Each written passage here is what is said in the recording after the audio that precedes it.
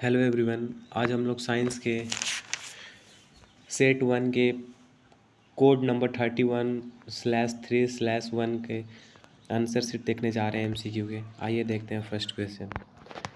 First question बोल रहा है identify the product X obtained in the following chemical reaction. First का A होगा quicklime. Second, select a pair of natural indicator from the following. तो turmeric and litmus होता है। देखिए answer explain करने से कोई फ़ायदा नहीं, एग्जाम हो गया और जो आंसर आप लोग टिक कर चुके होंगे वो कर चुके होंगे, तो बस मिला लीजिए कौन सी है। आंसर सारा सही होगा, 20 में सारा सारा आंसर कंफर्म सही होगा जो भी बतलाएंगे। A chemical compound used in glass soap and paper industries is washing soda. Fourth question, the structural formula of cyclohexane. यहाँ पे सिंपल हेक्सेन है, अल्केन ग्रुप का है, तो और जो सारा डबल बॉन्ड है तो वैसे ही एलिमिनेट हो जाता है। आइए नेक्स्ट क्वेश्चन पे आते हैं। ए कंसिडर द फ्लोइंग स्टेटमेंट। इसमें बैलेंसिंग करना था, ऑप्शन ए इसमें सही आंसर होगा। आइए नेक्स्ट क्वेश्चन में आते हैं। Which one of the following hydrocarbon is different from other. सारा एल्केन है, ये एल्कीन है, तो हम लोग को पता है ओड वन नॉट ये एल्कीन है। तो आइए नेक्स्ट क्वेश्चन पे आते हैं। Which one of the following is different from the remaining three. तीनों है वो डबल डिस्प्लेसमेंट है, सेकेंड वाला कॉम्बिनेशन है, तो ये डिफरेंट हो जाता है। आइए next, select from the following plant hormone which promote cell division. तो साइटोकाइनिन का अर्थ ही होता है सेल डिवीजन, तो ये तो साफ पता चल रहा है, इजी क्वेश्चन है। आइए नेक्स्ट क्वेश्चन में आते हैं। Parts of a flower which attracts insect for pollination. तो ये पेटल्स ओनली होगा। आप लोगों में से कोई पेटल्स एंड सेपल्स किए होंगे तो नहीं, सिर्फ पेटल्स अट्रैक्ट करता है। और ये देखिए लॉ ऑफ इंडिपेंडेंट असॉर्टमेंट का है, तो यहाँ पे डाई हाइब्रिड क्रॉस हम लोग को पता चल रहा है, तो डाई हाइब्रिड क्रॉस का बस हम लोग को रेशियो लिखना था 9:3:3:1। आइए नेक्स्ट में आते हैं।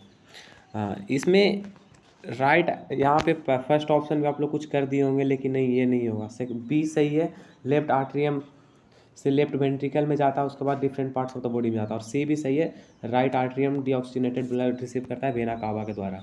डी देखिए गलत क्यों है, क्योंकि वो ऑक्सीजनेटेड ब्लड को डायरेक्ट अओर्टा में नहीं जाता है, उसके बाद वेंट्रिकल में भी जाता है, तो B and C option C सही होगा। आइए नेक्स्ट क्वेश्चन पे आते हैं। A cross between two tall pea plants resulted in option having a few dwarf plant. देखिए दोनों जब टॉल प्लांट है तो दोनों में एक तो कैपिटल टी कम से कम होना चाहिए। तो देखिए इसमें दोनों में एक कैपिटल टी होना चाहिए। इसमें एक में दोनों स्मॉल टी है तो ये कैंसल आउट हो जाता है, इसमें भी एक स्मॉल टी है तो कैंसल आउट हो जाता है। अब इसमें दोनों कैपिटल टी है तो स्मॉल तो कोई बनेगा ही नहीं F1 जनरेशन में, तो इस ऑप्शन ए सही हो जाता है। वही नेक्स्ट में आते हैं। The phenomena of light involve in the formation of rainbow in the sky. देखिए ये क्वेश्चन हम शायद कराए भी थे। टोटल इंटरनल रिफ्लेक्शन जो इस चांद में दिया हुआ तो वो गलत है, तो ये तो गलत ही हो गया। और स्कैटरिंग नहीं होता इसमें। अब ए और डी में आप लोग कंफ्यूज हो रहे होंगे, तो आप लोग सोच रहे होंगे कि पहले रिफ्रैक्शन होता है फिर डिस्पर्सन, लेकिन यहाँ पे कहीं लिखा हुआ नहीं है कि सीरीज में लिखना है, बस ये बताना है कि कौन कौन से होता है। तो रिफ्लेक्शन नहीं, हम लोग एनसीईआरटी में तो इंटरनल रिफ्लेक्शन, इसलिए ऑप्शन डी इसका सही आंसर होगा। आइए नेक्स्ट क्वेश्चन में आते हैं। In case of 4 wires of same रेटेल द रेजिस्टेंस।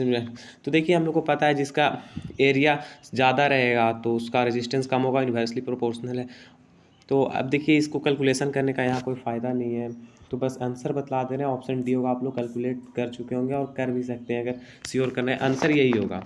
अब food chain will be more advantageous in terms of energy bit है। तो देखिए हम लोग को पता है एनर्जी 10% लॉस है, हर एक ट्रॉपिक लेवल पे घटते जाता है, तो जिसमें सबसे कम ट्रॉपिक लेवल होगा वो सबसे बेनिफिशियल होगा एनर्जी के मुताबिक, तो ऑप्शन ए सही होगा। आइए नेक्स्ट क्वेश्चन पे आते हैं कि नेक्स्ट क्वेश्चन बोल रहा है consider the following statement of ozone. Ozone is poisonous gas. हाँ ये सही है, ओजोन पॉइजनस गैस है। Ozone seal the earth surface from the infrared. देखिए इंफ्रारेड यहाँ दिया हुआ है, इंफ्रारेड नहीं अल्ट्रा वायलेट हुआ होगा, जो कि मैंने गलती किया है, तो होपिंग आप लोग गलती ये नहीं किए होंगे। आइए नेक्स्ट इसी का थर्ड ऑप्शन पढ़ते हैं। Ozone is a product of UV radiation acting on oxygen. ये बिल्कुल सही है, ऑक्सीजन को नेसेंट ऑक्सीजन में ब्रेक करता है UV molecule he.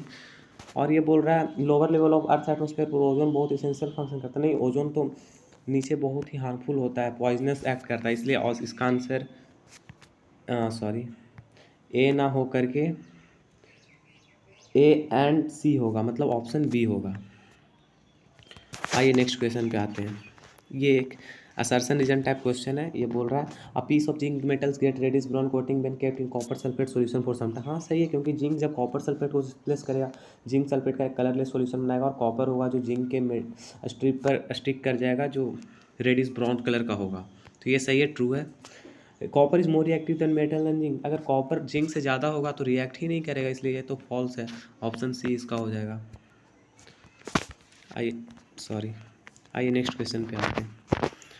Assertion: offspring produced by asexual reproduction are genetically similar to parents because asexual reproduction involve a single gamete। हाँ parents, ये सही है। सॉरी, एक सेकंड, क्वेश्चन फिर से देख लीजिएगा, क्वेश्चन साफ से क्लियर नहीं दिख रहा, आप लोग के पास होगा क्वेश्चन। हाँ, ये सिंगल पेरेंट इन्वॉल्व करता है, क्योंकि सिंगल पेरेंट इन्वॉल्व करेगा तो एक ही उसी का गैमेट आएगा, तो फिर उस माइटोसिस होगा, तो इसमें ज़्यादा डिफ्रेंसिएशन नहीं आएगा, तो वेरिएशन नहीं होगा, तो जेनेटिकली सिमिलर होगा, इसलिए ऑप्शन इसका ये सही होगा। Both and are true are explain है। ये नेक्स्ट पे आते हैं। Red light signals are use to set up the vehicles on the roads. हाँ सही है, रेड लाइट व्हीकल लगा हुआ रहता है। Red coloured light is scattered the most variable formula नहीं, स्कैटर्ड सबसे कम होता है, इसका वेवलेंथ सबसे ज़्यादा होता है, इसलिए इसका आंसर भी सी हो जाए। Assertion is true but reason is false. आइए नेक्स्ट क्वेश्चन पे आते हैं। द वेस्ट भी जनरेट डेली में भी बायोडिग्रेडेबल और नॉन बायोडिग्रेडेबल, या सही है। हाँ, जो हम लोग वेस्ट जनरेट करते हैं वो बायोडिग्रेडेबल भी हो सकता है, नॉन बायोडिग्रेडेबल भी हो सकता है। The waste generated if not disposed of properly may cause serious environmental problems. हाँ, अगर इसको हम लोग डिस्पोज नहीं सकें तो इन्वायरमेंटल प्रॉब्लम होगा, लेकिन क्या कहीं से भी इसका और इसका कोई लिंक लग रहा नहीं, तो इसलिए इसका आंसर बी होगा, इसका आंसर बी होगा।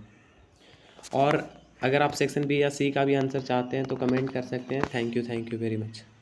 आंसर ये सारा का सारा बिल्कुल सही है, वेरीफाइड है। थैंक्स।